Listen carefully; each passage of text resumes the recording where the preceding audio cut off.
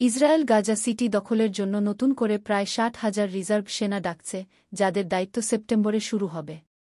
প্রতিরক্ষামন্ত্রী ইসরায়েল কাটজের অনুমোদনের পর জেইতুন ও জাবালিয়া এলাকায় সেনারা প্রস্তুতিমূলক কার্যক্রম চালাচ্ছে এবং শিগগিরই পরিকল্পনাটি নিরাপত্তা মন্ত্রিসভায় উত্থাপন করা হবে। এর অংশ হিসেবে গাজার লাখো বাসিন্দাকে দক্ষিণে সরে যেতে নির্দেশ দেওয়া হতে পারে, যা মানবাধিকার সংস্থা ও জাতিসংঘ জোরপূর্বক বাস্তুচ্যুতি বলে নিন্দা করেছে। এদিকে ফরাসি প্রেসিডেন্ট ম্যাক্রো সতর্ক করেছেন, এ পরিকল্পনা উভয় জনগণের জন্য মারাত্মক বিপর্যয় বয়ে আনবে।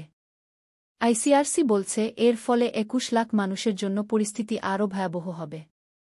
মধ্যস্থতাকারী কাতার ও মিশর নতুন যুদ্ধবিরতি ও জিম্মি মুক্তির প্রস্তাব আনলেও ইসরায়েল তা এখনও গ্রহণ করেনি, বরং তারা সব জিম্মি মুক্তি ও হামাসের পূর্ণ পরাজয় চাইছে।